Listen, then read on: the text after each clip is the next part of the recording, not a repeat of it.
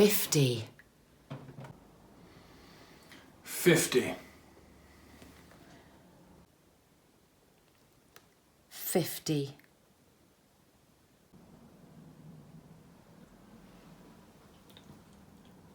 50.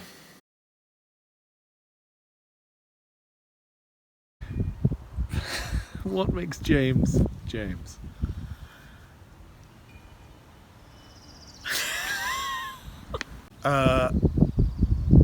Yeah, he's an okay guy. He's always right. Ferociously, relentlessly, ceaselessly right. It's a bit unfair. The best thing about James by miles is Kate Weinberg, and I think everyone who is watching this now will agree with that, including Kate Weinberg. According to the internet, he is part of a cabal of Jews that secretly runs the British media, so that's what I love most about James. James, yeah, no, he's fine. Well, he has known to be a bit competitive. Well, he just is golden hot. Best brother, loves his family. When he is talking to you, you feel like there's nothing that's more exciting or interesting to him on the planet. Kindness, his laugh, his intelligence, and his fantastic choice of jeans. Is the way he stops time. What do I find impossible about Jack? I think the inability to ever win when we're out for a stroll together. Is he impossible, or does he just make everything seem possible? Those days when it's impossible to focus on anything he's saying due to an overwhelming desire to bring some order to the tangled cacophony of nose hairs protruding from his nostrils, particularly on days when they are moistened. I think James and I are friends of 30 years because we're probably complete opposites. He is incredibly annoying. He's not especially attractive. He is, he's fairly trustworthy. When he loses all interest in what I'm saying and just starts looking, first of all, around a table for someone who's more interesting, and then secondly, deep within himself, because he knows he'll find someone more interesting there. How exhausting it is for the rest of us that he's always right. Couldn't he just once, occasionally, say something slightly stupid? Because he always believes in his case. So if you think he's wrong, you have to end up arguing for hours. He's fucking irritatingly successful. One of the things I also find impossible about Jack is how, of all the people I know, he has more love for all the various important people in his life and more time for them than anybody I've ever come across. And I find that a bit annoying. First of all, it doesn't reflect well on me. Also, I feel like I could use some of the other people's love and time.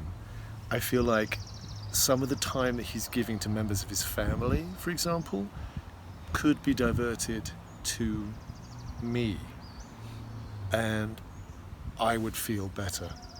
This isn't about you. He's always late. And his atrocious wit. What have you always been scared to tell James? Is a memory I have of us sleeping together at Down Barn in Wiltshire, which is one of the imperishable memories of my life. And I wrote a haiku about it because it's difficult to crystallize experience unless you use poetry. Why the hell did he stop working for BBC? Okay. Aren't you meant to say things like that? The first time I ever saw James was in a pizza restaurant called Don Pasquale in Cambridge in 1988, and he was sitting at the next table with a bunch of other long-haired public school boys, and he's being very loud. And I remember thinking, Oh my God, what a top arsehole. High ululations of night yodel. You spoon me warm, yes, but also loud. I'm too scared to tell you, James, that I think you and Kate would have found each other anyway. In the cold, dark months of a Los Angeles winter, often think back on the warmth, beauty, sex appeal of Mr. Relaxed Man. He makes me happy. Always has. That's another poem. No, one is good. You want to Okay. read? Okay. Okay. I Yeah. think I should do Okay. this last poem. Read the other poem. Okay. Here is a limerick that I wrote for Jack. There was a young journo called Jack, who was hirsute in back sack and crack. When news came to a crunch with an unseemly bunch, he got hairy with hacks who would hack. Political. I left my jacket at James's house over a year ago, and I'm too embarrassed in front of the likes of James to say anything. So while Julianne is downstairs, I wrote another poem for Jack. And this is really the one that is the heartfelt one. I just want to say I love you, and not being with you this weekend is one of the worst things I can think of. Being with you is pretty much all I ever want to do. Okay, this is the poem.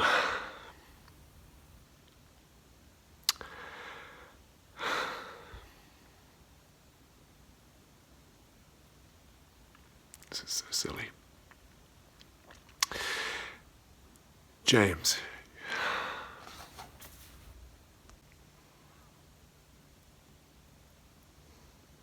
Come on, for fuck's sake. I'm not getting anything. Completely dry. Ah, fuck, it just stinks. Come on.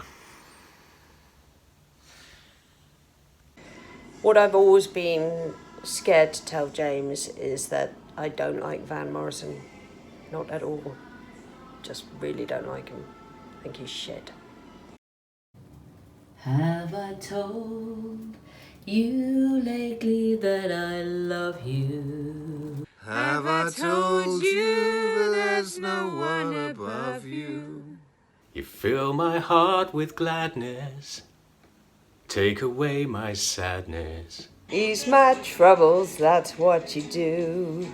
Fuck, I hate you, James. The morning sun in all its glory. Try and do it more Northern Irish. I don't know how to do that. Grease the day with hope and comfort too. And you fill my life with laughter. You can make it better. Ease my troubles, that's what you do. There's a love that's divine, and it's yours and it's mine. Like the sun.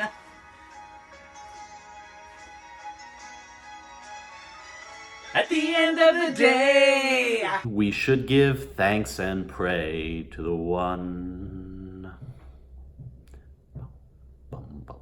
Have I told you lately that I love you? Have I told you there's no one above you? Fill my heart with gladness, take away my sadness.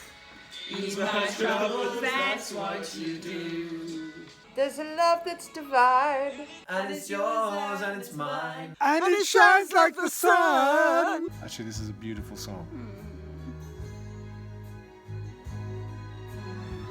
At the end of the day, we should give thanks and pray to the one. Hang on. What one? I'm pretty sure that's meant to be God. Yeah, me too. Have I told you lately how much I love you? Have I told you there's no one above you? You fill my heart with gladness. Take away my sadness. My trouble, that's what you do. Fill my life with gladness. Take away my sadness. Ease my troubles, that's what you do. Fill my life with gladness. Take away my sadness. Ease my troubles, that's what you do.